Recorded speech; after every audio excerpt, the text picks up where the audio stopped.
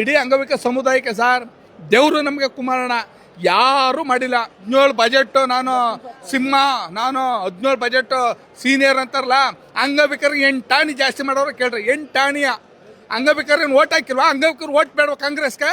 100 kilometre ಮಾಡಿದ್ರೆ ಲಕ್ಷ್ಮೀ ಹೆಬ್ಬಾಳ್ಕರ್ ಮಾಡ್ತೀನಿ ಅಂದ್ಲು ಡಿಸೆಂಬರ್ 2ರಲ್ಲಿ ಅಣ್ಣ. ಡಿಸೆಂಬರ್ 3 ನಮ್ದು ವಿಶ್ವ ಅಂಗವಿಕರ ದಿನಾಚರಣೆ. ಅವತ್ತಿಂದು ಫೋನ್ ಎತ್ತಲ್ಲ ಇವಮ್ಮ. ಏನಕ್ಕೆ ಎತ್ತಲ್ಲ? ನೀವು ಮೀಡಿಯಾದಲ್ಲಿ ಪ್ರಶ್ನೆ ಮಾಡಿ ಸಾರ್.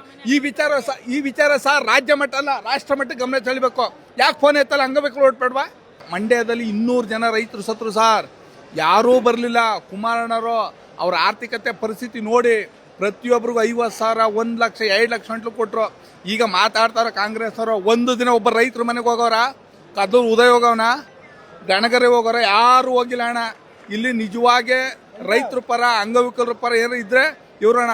ಇದು ಅಣ್ಣ ಚಾಲೆಂಜ್. ಇವತ್ತಿಂದ ನಾಳೆಯಿಂದ ಇವ್ರು ಮಾಡಿರೋ ಯೋಗ್ಯತೆ ಅಂಗವಿಕರನ್ನ ಕಡ್ಗಣಿಸ್ಬಿಟ್ಟವ್ರೆ.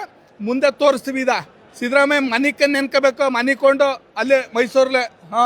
ಇವರು ಕಾಂಗ್ರೆಸ್ ಸರ್ಕಾರ ಸಹ ತೊಲಗ ಗಂಟುವೆ ನಮ್ಮ ಪ್ರತಿಭಟನೆ ನಡೀತದೆ. ಇನ್ನು ಇತಿಹಾಸದಲ್ಲೇ ಪ್ರತಿನಿತ್ಯ ಮನೆ ತಕ್ಕೆ ಹೋಗಿ door to door Congress vote ಹಾಕ್ಬೇಡಿ ಅಂತ ಹೇಳೋದೇ ನಮ್ದು ದಿನನಿತ್ಯದ ಕೆಲಸ. ಇವತ್ತಿಂದ ಕುಮಾರಣ್ಣನ ನೆಕ್ಸ್ಟು ಮಂಡ್ಯದಲ್ಲಿ ಎಲ್ಲ ಕ್ಷೇತ್ರದಲ್ಲೂ 50,000, 60,000 ಲೀಡರ್ ಗೆಲ್ಸೋ ಕೆಲಸ ಇಡೀ ನಮ್ಮ ಅಂಗವಿಕ ಸಮುದಾಯ ಮಾಡ್ತೀವಿ. ಇದು ಸಿದ್ದರಾಮಯ್ಯಗೆ, ಲಕ್ಷ್ಮೀ ಹೆಬ್ಬಾಳ್ಕರ್ ಗೋಲೆ ಗೋಲೆ, ಕೆಲವು ಗೋಲೆ.